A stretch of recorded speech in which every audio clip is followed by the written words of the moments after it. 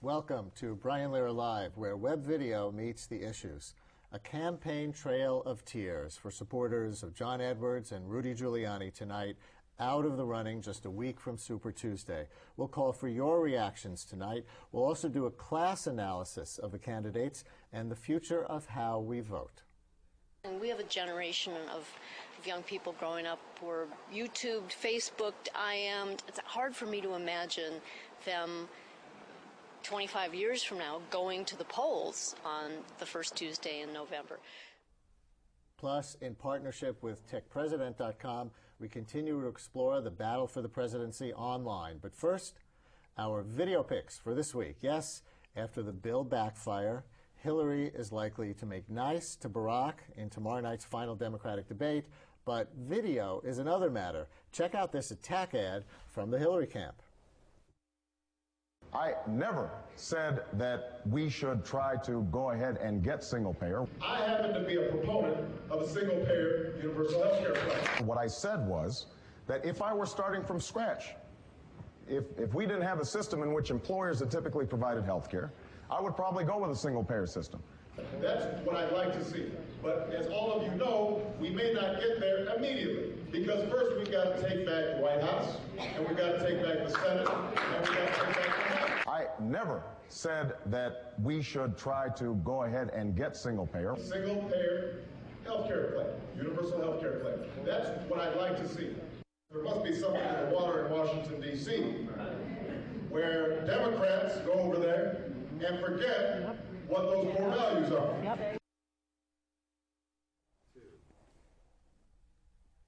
Translation: Hey Barack, we both waffle, and you're waffling on my turf, says Hillary. Well, Barack Obama fans are coming to expect inspirational oratory after each primary victory. There was that JFK moment after Iowa, after his 2-1 victory over Hillary in South Carolina. Maybe this is his TKO moment when he knocked out Teddy Kennedy and Caroline, too. We're up against the conventional thinking that says your ability to lead as president comes from longevity in Washington or proximity to the White House.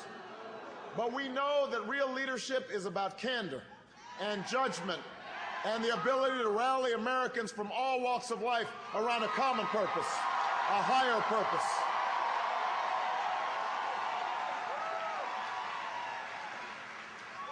We're up against decades of bitter partisanship that cause politicians to demonize their opponents instead of coming together to make college affordable or energy cleaner. It's the kind of partisanship where you're not even allowed to say that a Republican had an idea, even if it's one you never agreed with. That's the kind of politics that is bad for our party, it is bad for our country, and this is our chance to end it once and for all.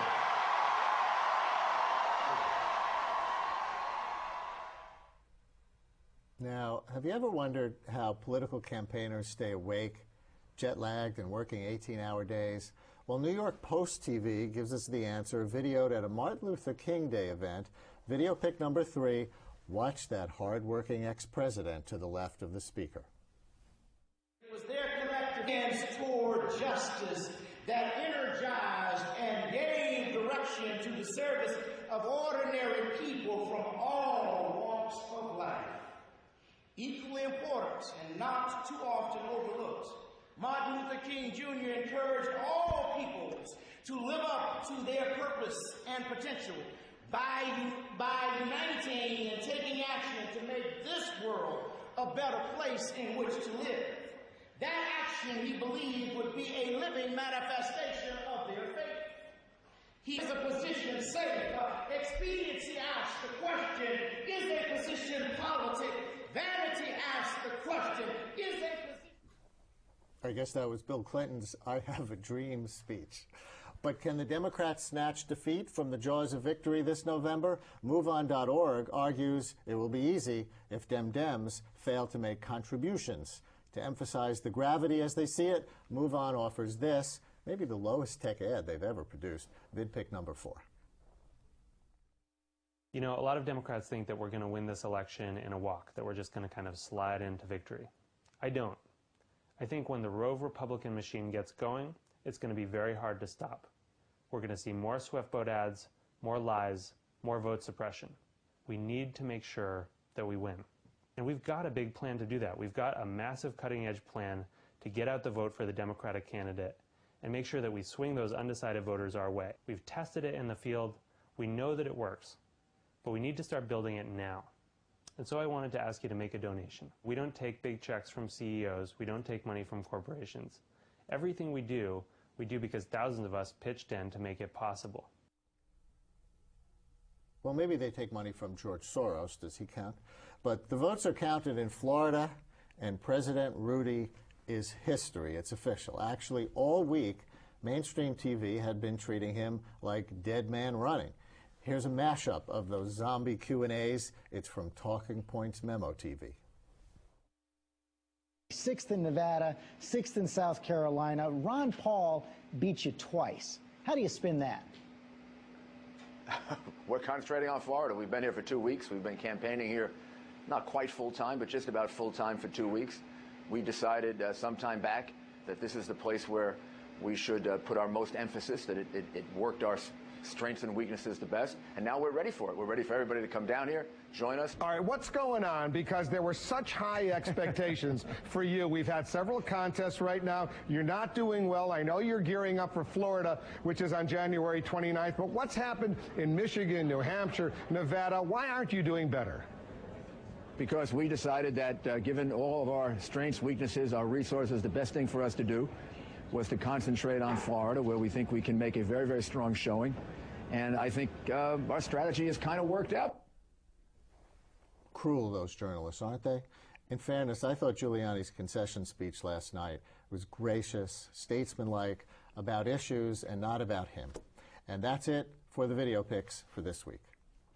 This is Brian Lehrer Live, where web video meets the issues. The online campaigns seem to be turning social networking into real-world votes. That didn't happen in 2004. What's changed? Our partnership with Tech President continues this week with their associate editor, Joshua Levy, and Wired News contributing writer, Sarah Sterland. Welcome to the program. Nice to see you both. And let's go right to some charts that Josh brought. We have 3 charts for this. The first one we're going to put up, is it ready to go, is a Yahoo Buzz chart. Now, what is buzz as Yahoo defines it? It's a good question. I think it's some sort of like black magic or something that they perform whenever somebody does a web search using the Yahoo search engine. But it and this is actually a chart of how women were using the web in and around the South Carolina primary. Actually, women in South Carolina, right? That's right. Yep. And they have a way of figuring out using cookies or other tools who is searching for what candidates, and the percentage of the searches that all the candidates are getting. So if you look at this chart, you can see that in the run-up to South Carolina, Barack Obama had more people were searching for Barack Obama than were searching for anybody else. Obama is the purple line at the top, right? That's right. So you could see in those days, and it's, I guess, about the 10 days leading up to the January 26th primary, Obama went down a little bit below Hillary, who's the middle line, the light green line, 4 days before the primary. And then look at that last day or so before. He's going straight up and she's going straight down. Yeah, and I have to ask, what was going on that one day? I mean, what did he do that inspired people to go home, get on their computer, and search for Barack Obama and stop searching for Hillary Clinton? Any idea? No, it's a great question, and I think it's hard to understand exactly if these numbers correlate to the actual votes that these people got in South Carolina. But what I think is obvious is that they correlate to some level of enthusiasm among voters. And something that was going on with Barack Obama that caused people to get much more enthusiastic about his campaign, much less about Hillary Clinton's campaign. And then the day of the primaries, we saw it was a total blowout that nobody had actually expected. And you know what I would be curious to see is the day after the primary, how many people went to watch that Bill Clinton video or the piece of the interview with Bill Clinton that got excerpted on YouTube, where he says, well, Jesse Jackson won South Carolina. I'll bet that was phew. Or it could have been, there have been all these negative emails about Obama, and he actually launched a viral email campaign of his own. Negative emails about Obama, saying what? Saying that, questioning his allegiance to the country, his religion, and they're really kind of sneaky because some of them actually say, don't go to Snopes. I mean, they try to stop you from going to Snopes.com, which is this which is this website that debunks urban myths.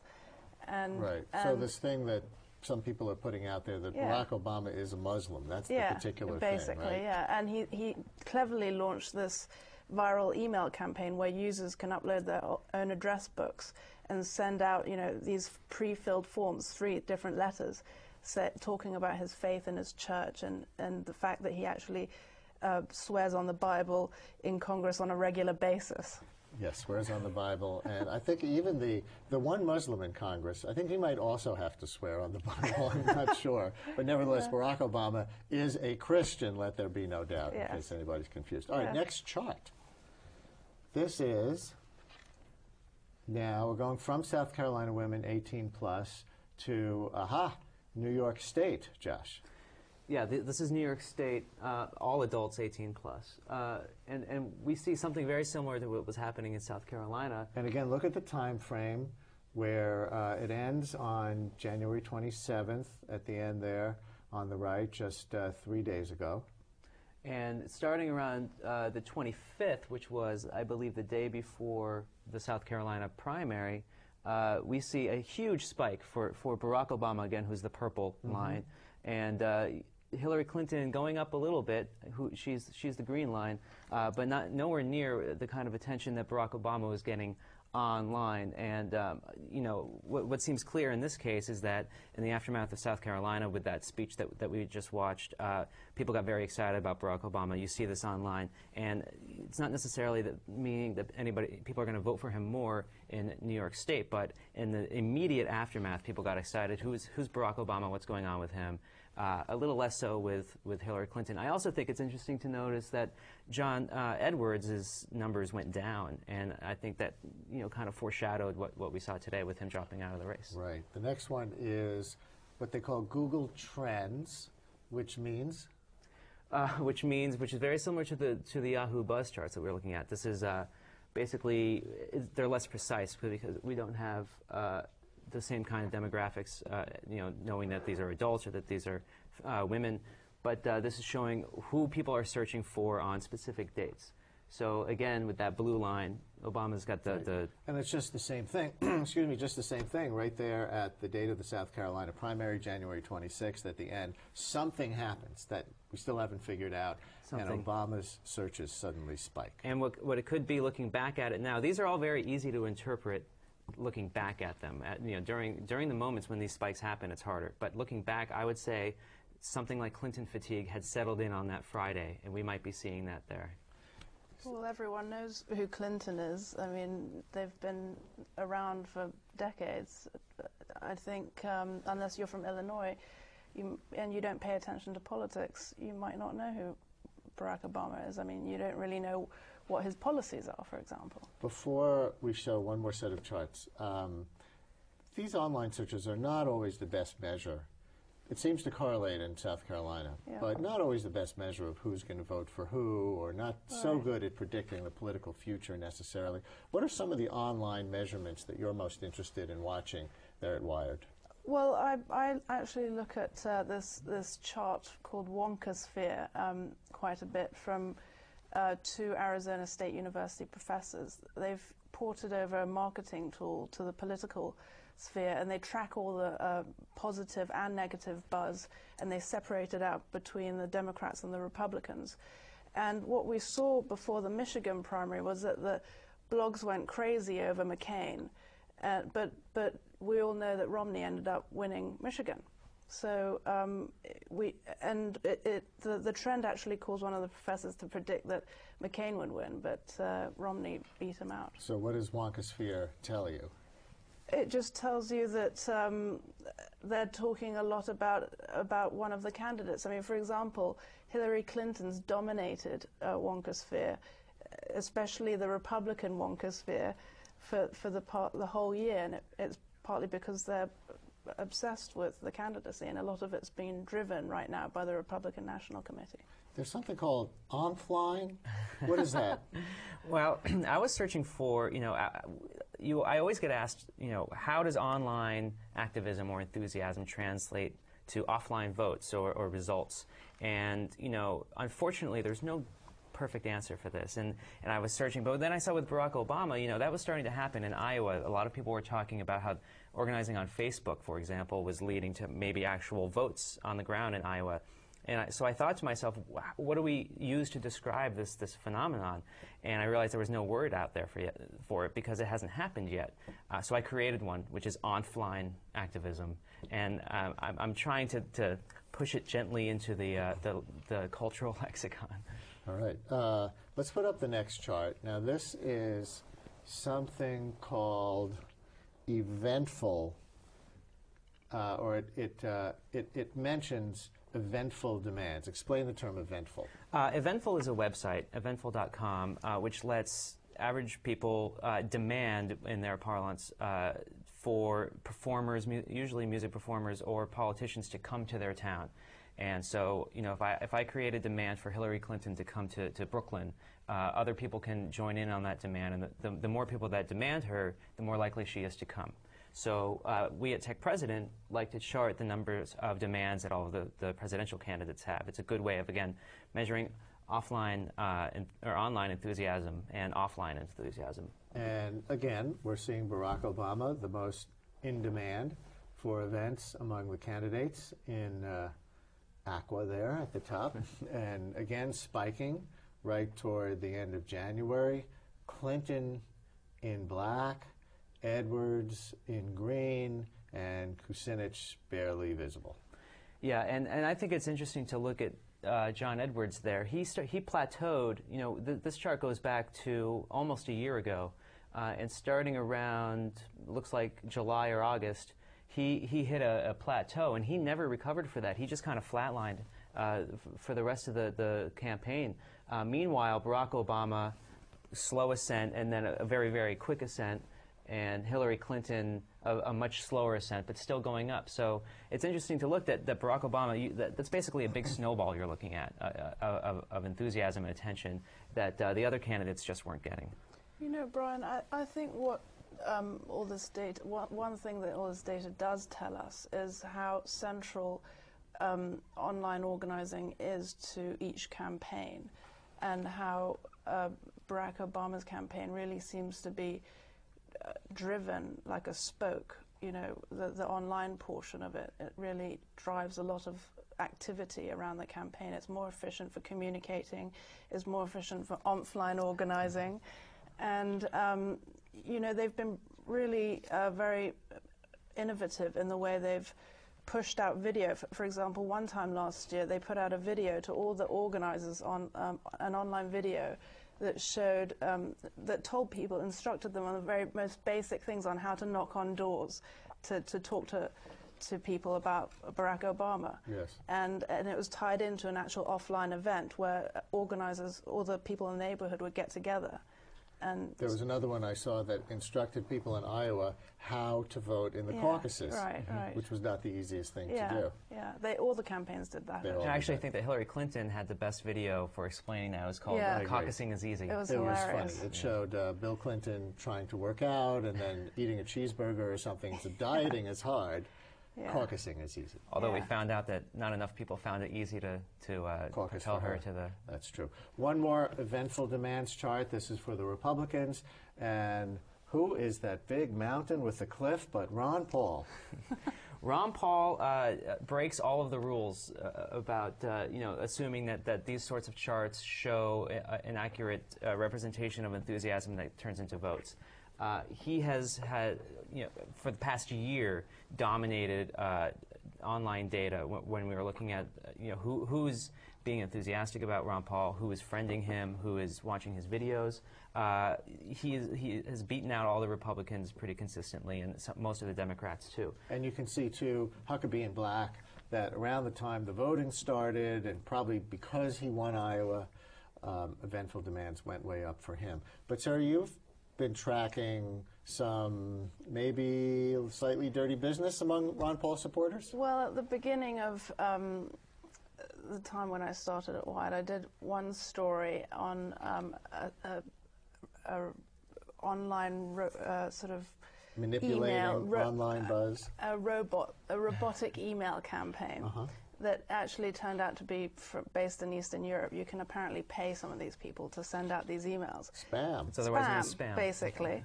And after I wrote that article and suggested that it may extend to other kinds of online activity, I received thousands and thousands of emails, and even threatening emails from people. And I actually think unless you go and view Ron Paul YouTube videos, we're going to... No. Well, there's actually, you know, this is a dirty lie, and someone actually made two YouTube videos about my story and about me and how I was paid by the Giuliani campaign to Not anymore. write the story. Not anymore, right. But does Ron Paul need that? Because that doesn't account for all of this Ron Paul activity that everybody's been talking about for 6 months, does it? No, I mean, I've talked to loads of Ron Paul supporters, and they're all really passionate. They believe that they're part of a movement. I've talked to people in Arkansas. You know, they all feel passionately about it. There's no doubt about it. I think the one thing that the whole Ron Paul movement tells us is that they're very creative, and that's the beauty of the internet. They try a lot of different ideas. Some work, some don't. Before we go, Josh, that South Carolina Obama speech clip that we played before during the picks, I gather that got some huge number of hits that rivaled another superstar who's been in the news? Yeah, Ms. Britney Spears. And it was actually, I believe, on the day that it was released, it beat out a Britney Spears video featuring an unfortunate slip of her clothing for the #1 most viewed video in the country. I think that's pretty impressive, and I think that's showing how, even in the simplest terms, how politics is kind of overtaking, at least for now, the national conversation and prying it out of Britney's hands. Fully dressed male tops charts. Now that's news. Thank you both. Thank you. New York is decades behind the rest of the country in voting machine technology. Did you know that no one else in America uses those levers anymore that you're so used to?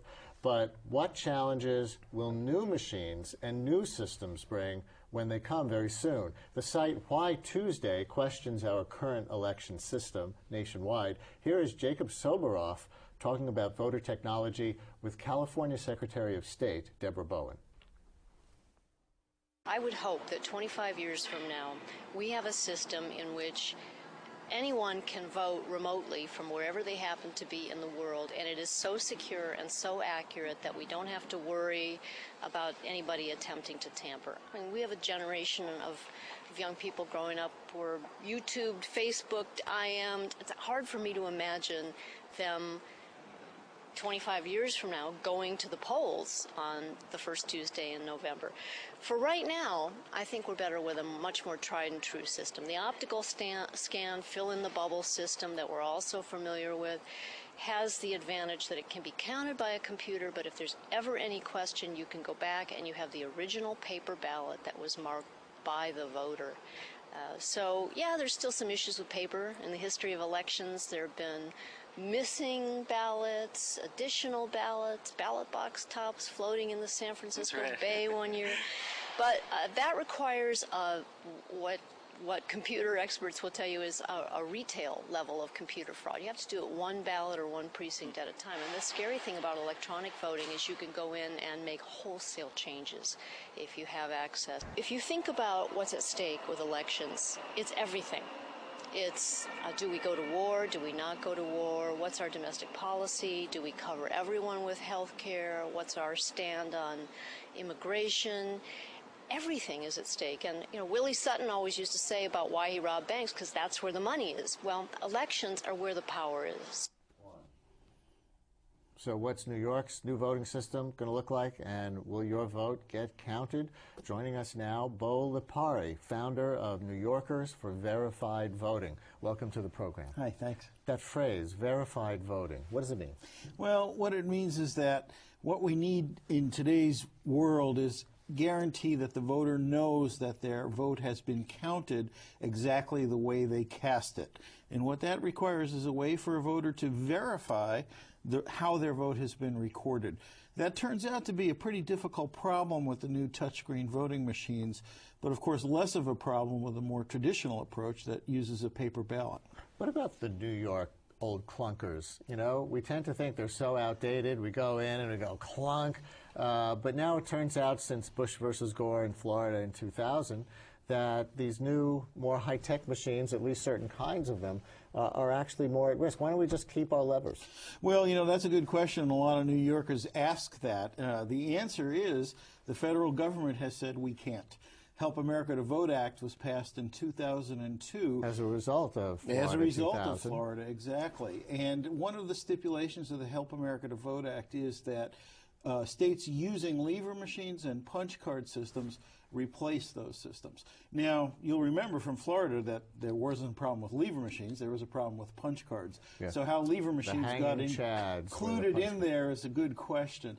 There's been some debate whether New York really needs to change, but recent decisions by U.S. District Court have pretty much made it clear our lever machines are going to have to go. So there are basically two types of technology in common usage now. One is called DREs, and the other is called optical scanners. Explain the difference.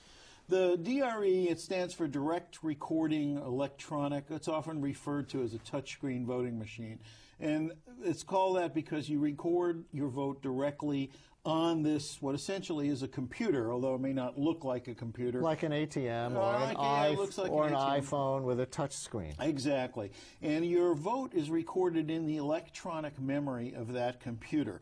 Later, at the end of the day, when the polls close, poll workers go in, they put in their special administrator card, and they get the totals from the computer. But we have no actual physical record of the vote when we use this kind of machine, and therein lies the problem. With the more traditional form of voting, where we hand mark a paper ballot, very similar to filling out a lottery ticket, where fill in the bubble style, each voter records their vote directly on this paper, no software intervening, and then that paper can either be hand counted or, as is happening in most of the states and undoubtedly will happen in New York State, put into another device called a ballot scanner that scans that ballot, counts the votes, and then stores the ballot in case we need it later to recount. So obviously you and other people interested in verified voting much prefer the optical scanners to the DREs. Absolutely, 100%. There's no substitute for having a physical record. When you think about it, when we're talking about recording the vote, well, we could do it with a pencil and paper, or we could do it with a $10,000 device. What makes more sense? Yeah, well, it depends which side of the contractor you're on. That's right? definitely right. Here is 1 minute of a video made by Princeton researchers on the risks of DRE machines. Check it out. The machines use removable memory cards to distribute software updates and store the results of elections. The memory cards function similarly to floppy disks or thumb drives on ordinary PCs. Memory cards act as carriers for the virus. When a memory card is inserted into an infected machine, the machine copies the virus onto that memory card. If the memory card is removed and later put into another machine, the virus spreads from the memory card to the new machine. In this way, the virus can spread from one infected machine to an entire population of machines. The virus can carry with it a malicious payload program that is installed on every infected machine. For example, our demonstration virus carries our vote-stealing software, so that every machine that catches the virus will steal votes. A criminal could use this kind of virus to install malicious software on many voting machines, even if he has access to only a few machines, or even only one. So that's scary stuff. Sure is. But it was a demo, as he said. Has it ever happened in real life? Well, the thing is, it's impossible to prove if it has or not. We certainly have seen some very suspicious results where these touchscreen machines have been used. Most recently, in 2006 in Sarasota, Florida, where in one election district in a congressional race, a very important one, 18,000 votes mysteriously disappeared. Is that the cause of a virus, or is it because of a bug by a programmer? Well, it's hard to tell, but the results sure are unusual, and there's nothing to check. Now, you are the first guest ever to come onto our set with your own computer. So you've got a laptop here, and you're going to demonstrate something for us. Yeah, we've got a little mock-up of a touchscreen voting machine, very simple one, but it's meant to demonstrate the essential nature of using electronic voting. What I've got here is a screen that you might well see when you first step into an electronic touchscreen voting machine that tells you to start voting. So you'll come up to it, insert a card probably, and then click on the start voting. Here in our little mock-up, we just have two candidates, John Doe and Mary Smith, and the voter, using their finger, will touch the candidate they want.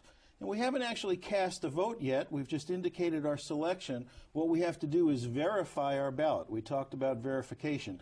Basically, the voter wants to now see that the machine has recorded his vote the way they wanted. And here I am at the verification screen, and the computer is telling me, you voted for John Doe. This looks pretty good to me. That's how I voted. I pressed the correct button, and now in our simple simulation here, of course, I leave the booth. In a real election, I'd probably have more races. But what happens at the end of the day? Voters all day long have come in here and voted. Right now, we just have one voter who's voted once. At the end of the day, the poll worker comes in, puts in their card in the touchscreen machine, and asks to get the total. So they close the voting booth. Here's what the poll worker sees with our little simulation. For the one vote, they have no votes for John Doe and one vote for Mary Smith. Now, we just happened to look inside the secret ballot and watch this voter vote for John Doe. But of course, the poll worker has no knowledge of that. All they have is this electronic record. This software has clearly got a flaw in it, but the poll worker never knows it. And the voter that voted for John Doe, their vote never counted. And there's no physical record to ever go back and demonstrate that that was the case. Interesting. So here in New York, I understand this decision was just made last week.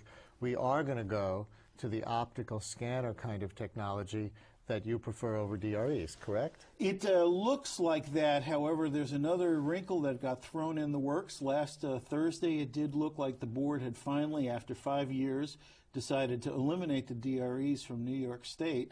The following day, one of the vendors who's trying to sell DREs to New York State filed a suit in the state Supreme Court. Get out. I'm not kidding. Asking that they be included in the list, basically asking the judge to put them in the list of machines that could be purchased by counties. So they're essentially saying the state board doesn't have the right to exclude us. Are they saying that their DREs are better than other people's DREs? Well, I think what they're saying is we've spent a lot of money on this, developing it. We've made a big investment, and you need to let us sell it here. Wow. Now, it's pretty astounding, since really the election should be about the voters. The market goes to the courtroom. It does go to the courtroom. So is this going to delay it for more years? Well, it can't possibly delay it for too long, because we now are under U.S. federal court order to get this done. 2008, this election, the court has ordered that we have what are called ballot marking devices, accessible voting devices that mark a paper ballot in place. And in 2009 is when we anticipate that the lever machines will finally be gone. Is it good in a way that New York is moving so slowly? Because I see these other states that have gone to what they thought was the new and improved technology, but they went to the DREs, and now they've had some problems, and now they're throwing those out for optical scanners. That's actually happening in some places, right? That's absolutely right, and it's one of the reasons I think that New York activists can be very proud. Talk about online activism, as you did in your earlier segment. This whole movement for verified voting has been a movement based in online activism. We have been able to delay that decision, get information out, and as you said, what we're now seeing is that states like Florida, like Colorado, like Maryland, like Ohio, who've spent millions of dollars in touchscreen machines, are now abandoning them for paper ballots and scanners. So the delay is a function of activists, not just of Albany gridlock? It definitely is a function of activism as well, because we spent a lot of time educating. We put a lot of actions up to make sure we had good regulations. We did get some response from the Board of Election. There is some gridlock there too, though. Before you go, one thing I've heard that's a downside of the optical scanners compared to DREs is that they're not as accessible to certain kinds of handicapped people. True? The one limitation that you have is people who have mobility impairments that can't use their hands so well will have a little bit of difficulty moving the paper ballot from the marking device that they use over to the scanner. There is one solution, however, and that is that the ballot gets put into a privacy sleeve, basically a folder, and a poll worker takes that over. It does limit the independence a little bit, but it's a minor limitation for a relatively small segment of the population of voters with disabilities. All right, we are entering a new world of voting, even here in New York. Bo Lipari, thank you very much for coming. Thanks for having me. Laptop and all. And in a minute, a class analysis of the presidential candidates. Do you want to complete your college degree while balancing career and family obligations? Do you want a flexible schedule and a challenging curriculum? If you've earned at least 30 credits or an associate degree, now's your chance to finish what you started at CUNY. Learn about CUNY's online baccalaureate in communication and culture. Visit cuny.edu/online or call 212-652-CUNY.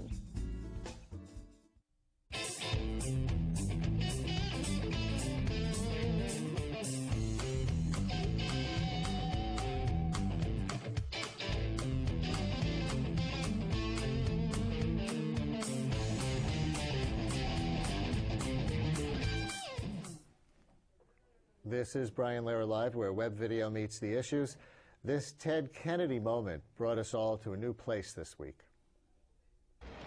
But I believe there is one candidate who has extraordinary gifts of leadership and character, matched to the extraordinary demands of this moment in history. He understands what Dr. Martin Luther King Jr. called the fierce urgency of now.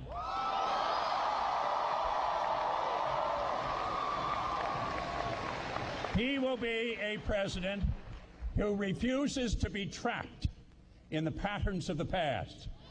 He is a leader who sees the world clearly without being cynical.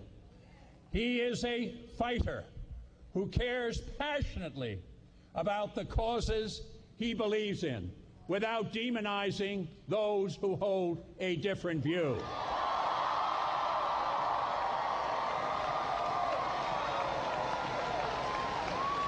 He is tough-minded, but he also has an uncommon capacity to appeal to the better angels of our nature.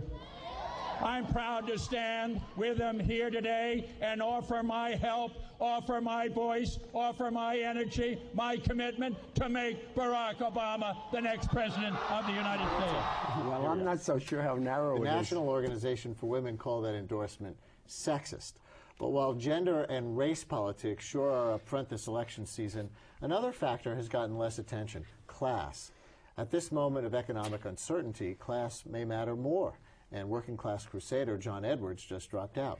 Joining me to explore how class should affect the outcome of the election are Alberto Vervulius Bush, executive editor of El Diario La Prensa, and CUNY professor Stanley Aronowitz, author of Just Around the Corner, The Paradox of a Jobless Recovery, and many other books. Welcome to both of you tonight. Thank you very much. Stanley, when you talk about class in America, what are we really talking about? We're talking about the vast majority of Americans who are working for a living or who are on public assistance, who are wage workers, and mainly that's 85 to 90% of our population. Just income? No, it's whether they work for somebody else, whether they are employed rather than being a self-employed person or employs a few people. That's the working class. And then, of course, you have other classes. You got middle class, and middle class are self-employed professionals and small business people and people who have a considerable amount of autonomy in the performance of their work. And then you have people who really are the swingers, the people who really run the country. Anything to add to that about class in America? When we talk about class, it's not just a Marxist thing or a European thing. I would add that for me, one of the most interesting things that have happened to the income structure and the work structure of the United States is the idea that there's a certain category of jobs which are not desk jobs and which are being worked on by working class people. And these jobs, I feel, and the statistics show that these jobs are less and less likely to pay a living wage and provide some security, economic security for their future. It so happens that most of the readers of our newspaper, of El Diario La Prensa, happen to fall in that economic category. So was John Edwards' campaign an appeal along class lines? Would you characterize it that way? I think so. I think his strongest, the way he tried to differentiate himself from the other Democratic candidates was to make a very strong, very bold class appeal to working class Americans and lower middle class Americans who felt that they had not only not benefited from the last 15 years of economic policy, but were threatened with poverty and bankruptcy and downward mobility. Which includes a lot of people who thought they had it made in the past. They had real jobs, they had health benefits, they had pensions, they had a living wage, and suddenly many of them found themselves without work, or they found themselves in very contingent and temporary kinds of jobs. And I think he was pointing to this, and I think this was a very important move that he was making. And you can see that in the way in which he handled the mortgage crisis. He said, look, a moratorium, a mandatory moratorium on foreclosures.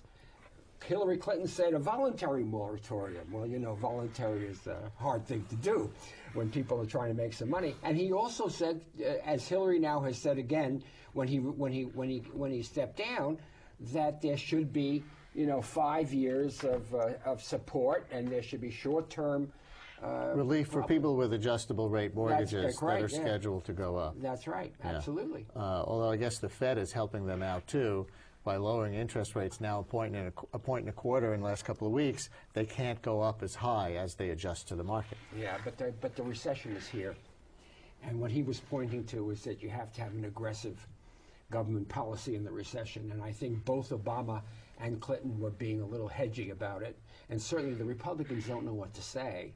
I mean, Bush's program is really minimal and is going to help relatively few people. Now, we'll get to the Republicans, too, in this discussion. Well, that's a class question as well. That's right. Viewers, we want to hear from you. Were you an Edwards supporter? Now that the candidate who championed the lower classes in the way that he did is out of the race, who are you thinking of voting for? If you were an Edwards supporter, call us. You should see the number on your screen, 212-251-0801, 212-251-0801. Should class explicitly be in the discussion? Does it play into who you plan to vote for on February 5th? 212-251-0801, 212-251-0801. You should see it on your screen. Hillary Clinton seems to have great appeal to certain working class Americans, particularly white working class Americans and Latino working class Americans. Obama, looking at the exit polls from the elections held so far, seems to appeal more to elites. Do you think that is an accurate analysis or too simplistic? I think it's too simplistic, partly because the newspaper, our newspaper and our newspaper chain did a poll of Hispanic voters, a national poll of Hispanic voters, one of the only polls of voters, of Hispanic voters, to happen this year. And we found that Hillary Clinton had by far the highest name recognition of any candidate. And that's part of what's reflected in the polls. People know Hillary because of Bill and 8 years in government, while Obama is a new name with a much lower name recognition. So part of what people refer to when they talk about Hillary and her traction among working class workers, Hispanic and non-Hispanic, is at just a much higher level of name recognition than either Obama or Edwards. The other thing is, quite honestly, Hillary has the support of a large number of Democratic figures and establishment and leadership, and unions, which tends to influence working class voters in the Democratic Party to a greater extent than they influence free floaters. So why, Stanley, when we see the income breakdowns of who votes for who in these early primaries, do the higher income people trend more toward Obama? Because he has less to say, because he is not as explicitly confrontational in the way things have been operating in our country. But there's another reason. I think they have a sense of uncertainty. They have a sense, higher income people, but they don't want a kind of a program that will challenge their own comfort and their own privilege. And I think Edwards, in some respects, although not as much as people give him credit for, was in your face. And I think Obama is very careful not to be in your face. He's talking about uniting the country and being as vague about specific issues as he can be. Do you agree with that? No, I don't agree with that. I think part of the reason Obama draws free floaters, whether they're economic free floaters or political free floaters, independents, and Democrats who don't follow the endorsement and advice of organizations, including party leaders. Part of that reason is that Obama doesn't have a history and a legacy that is very political. He doesn't have a long, I don't know. You mean a record? A long record, both in the positive and the negative sense. He was a community organizer absolutely. for the poor in Chicago. No, absolutely. Said not a word until Edwards stepped down. Not a word. Now he says... No, that's not true. Well, But that's not true. No, wait a minute. That's I mean, not true. First thing, he stood aside in Illinois and 139 votes in the legislature. He has carefully avoided not saying anything specific. Now, That's not true. No, that's not true. Except for the war. Except for the war, you're saying. Go ahead. No. For instance, one example in which Obama has taken a much more difficult and politically meaningful position is on the granting of driver's licenses to immigrants, to undocumented immigrants, in which Hillary, for her own political reasons, backed off that position on national TV in the middle of a debate, and Obama did not back off that position. And it's clear that Obama presses the change and unity theme, because that is his theme in a way he combats, in a way he counters Hillary's greater support and level of endorsement among the machines. This is, I hope their debate, which is now going to be one-on-one tomorrow night, is as good as your debate. Not a chance. Let's get some callers in here. We're far more charming. Now let's see. I agree with message you. to the control room. I can't see the callers' names, so what line am I going to first? Give me a line number. Yeah, what line is that? Can you tell me? Line 1. Hi, you're on the air. Who's this? Hi, this is Doug from Staten Island. Hey, Doug. South Shore. How are you doing there? Okay. Edwards supporter? Yeah, and I'm a little disappointed. I just finished giving another contribution over the weekend, so I was kind of disappointed on it. But I think he has highlighted a few things, and I have to take a counterposition to both of them discussing this right now, especially the gentleman to your farthest right. A lot of the people who are in this so-called middle class have seen the lack of accountability, the golden parachutes, the subprime mortgage situation where people's pension funds are all tied up in these things. These guys leave J.P. Morgan, Citicorp, et cetera, with $150 million golden parachutes. Nobody's accountable. $39 billion in bonuses given out. Now, here's my situation with Mrs. Clinton. Her go along to get along aspect that she's had in the Senate has proven, very positive for her. But when you seem to see her being touted on the airwaves as well, she's just strong on the defense side because she's a woman. She doesn't want to be kind of poked at in the press as, she's a woman, she's not strong on national defense. Well, you keep highlighting things and looking for a moderate or liberal attitude on this whole lack of... So I have to move on, Doug, but I gather you're going for Obama now that Edwards dropped out. Well, yeah, because, you see, she has said one of the first things she's going to do is send Bush Sr. and her husband on a diplomatic tour. So that means we'll get no accountability like we had after Nixon, like we had after Reagan. All right, let me leave it there. You're going to get a response to him. You want to bomb Iran, vote for Hillary Clinton. Obama, at the very least, says he's going to talk. On foreign policy, he has very little to say except that he is not bellicose. Hillary Clinton is a militarist.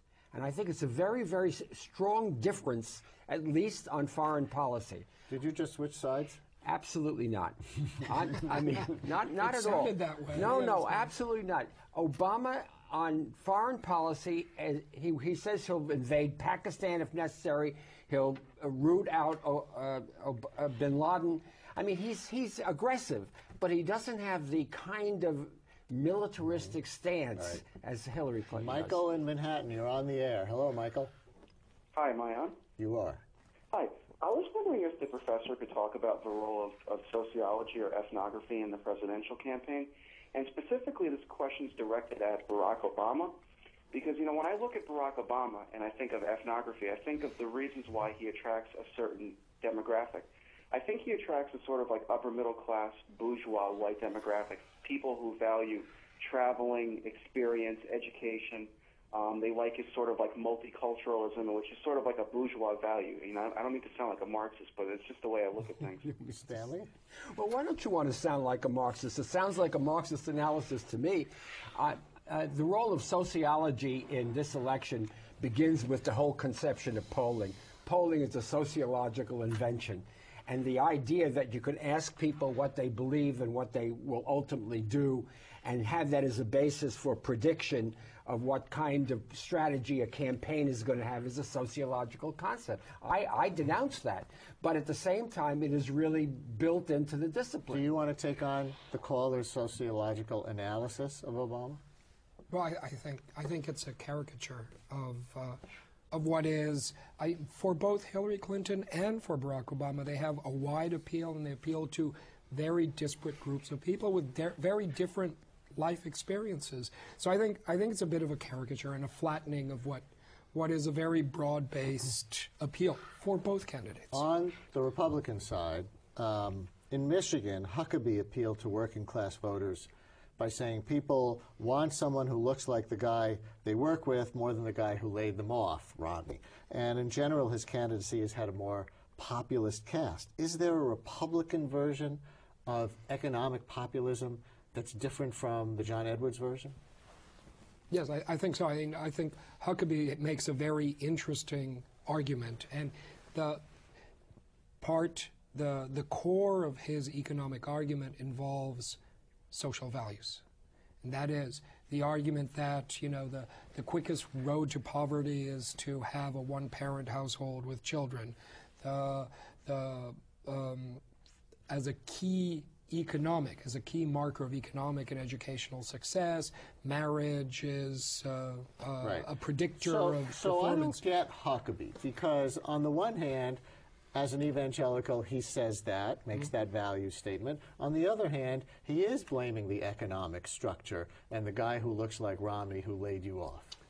Yeah, I think Huckabee is in a long tradition of right-wing populism. They will denounce the corporations. They will denounce the Romneys. Remember, Romney's father was president of American Motors, which was a major Michigan employer. On the other hand, they come up with family values, and they come up with very modest kinds of programs. I think this is important, however, because I think it counters the image of the evangelical. Evangelical movement is, as you've said quite correctly, I think, like Clinton and Obama, they have broad appeal. And it counters the image of the Republicans as the party of the Wall Street Journal. That's correct.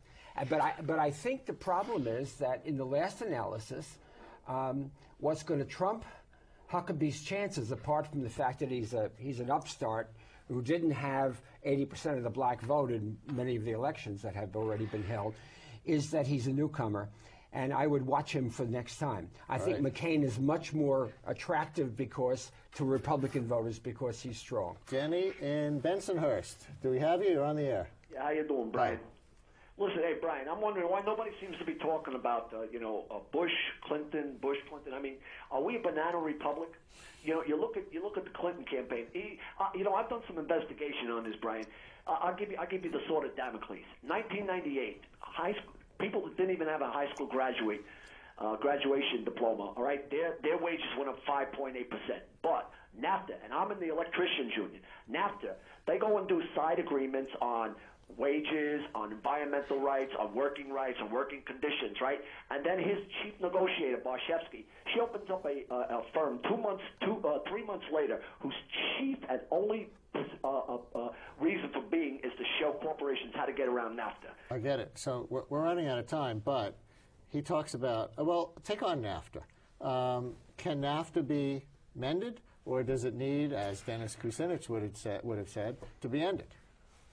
No, I think, in my opinion, I think NAFTA has been good for the United States and good for Mexico. I think that NAFTA and free trade agreements have served the United States for something that was happening anyway, and it provided an incentive for to develop a market that would invest in American goods.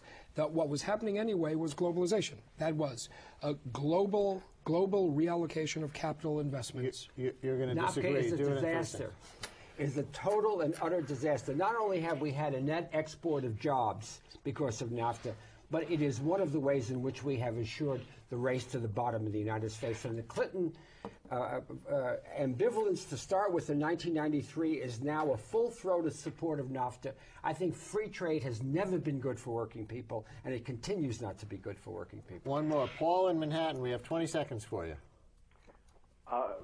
Briefly, I guess I want to ask whether or not we should take Edwards at his word as an authentic spokesperson for those who are interested in true structural change regarding class, given his record as someone who worked at Fortress, and yes. I could go on. But yes, now a moot point, of course. But but he positions himself in a spectrum of opinion, and it doesn't matter whether we take him at his word or not. That was the position he took, and the problem that we have now is whether or not the Clinton or the Obama camps are going to pick up Edwards' themes. He did have an impact, do you agree, in forcing them to more specific policy positions on health care, on other kinds of anti-poverty work. Absolutely. And earlier in the campaign than they may otherwise have had to take them, or at all. That's right. Yes, that's right. Yes, okay. Thank you both very much. Thanks, It'll be an interesting week. And that's it for tonight's show. We are here live Wednesday nights at 7:30. Next week, the night after Super Tuesday, the results as we step into the future, whatever it is. And don't forget my daily radio show on WNYC Radio, weekday mornings at 10. Tomorrow, John McCain's Senate record in detail. That's 10 o'clock on AM 820 and 93.9 FM, WNYC. Have a great night.